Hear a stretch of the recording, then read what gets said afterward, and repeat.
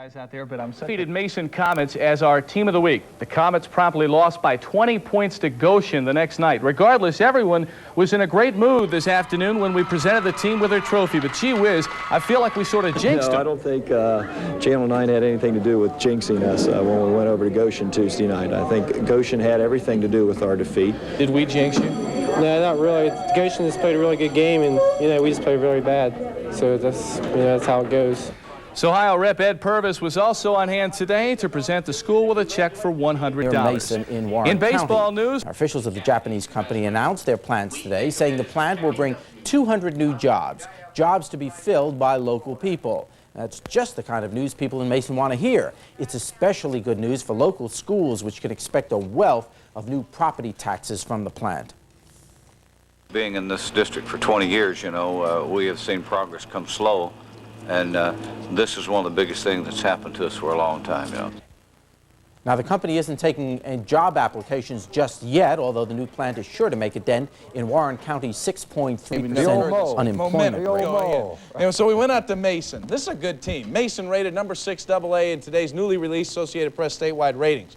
Number 6 are playing Valley View in the game. They got a star on this team. Here's the kid, number 34, with the left hand. Jerry Bentley with a dude right in his chest. You aren't supposed to be able to shoot that shot unless you have talent. Bentley does. Nice follow right here by Glenn into the night. He had 20 points. And then Bentley again in traffic down the middle. Bentley had 22. Mason wins at 59-42. They're now 19-1, and like I said, number 6 AA. The arena, Ansonia and Twin Valley South played the Class A game, and 2 AA matchups rounded off the evening. Let's go that way and take a look at the Carlisle-Mason battle. This one ended up going 3 overtimes. The Indians ball, third quarter, Brian Dotson. He stops and pops the outside jumper. Carlisle was thinking upset. Mason was seated 4th and survived this when the Comets' Jerry Bentley goes high in the air. He hammers home the jump shot. The Indians made this one exciting with some beautiful outside shooting.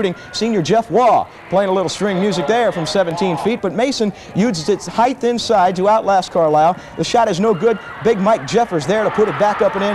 Mason hangs on for a thrilling triple overtime win over Carlisle. As we go back to the board and take a look at it, Carlisle losing to Mason, Jefferson leading Oakwood at the half, so if the Broncos win, those two schools will move one step closer to a district title date. They'll meet 1 week from tonight at 7:30. And the Lone Boys 8 game tonight. Because the underdogs have nothing to lose. Now, a great example at the arena tonight. 4th-seeded Mason forced to 3 overtimes against Carlisle. The Comets survived the scare. Let's go out to the arena and take a look. Really, it shouldn't have gone to overtime because Mike Jeffers at the line with no time on the clock. A tie game, he could have won it, making one of the 2. He missed the first one, Carlisle's fans celebrating. He missed the second one, and we go to overtime because it was all tied up at 59 all. Now, in the overtime, watch right here as the inside feed goes into Glenn Knight, and the 6'9" senior turns and knocks it down. It was tied 63 all, and Carlisle had the final shot, but Brian Dotson can't get it to go. Mason throws up a prayer. It's not answered at the buzzer, and we go to overtime number 2 in the closing seconds. Again, Carlisle with a shot. Again, it was Dotson. He misses in the lane. Again, Mason throws up a prayer. It's going to be well off the mark.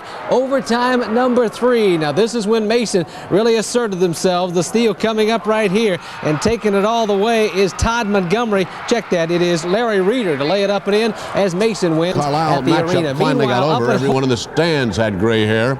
It took 3 overtimes, but Mason eventually proved themselves 11 points better than the Indians on this night.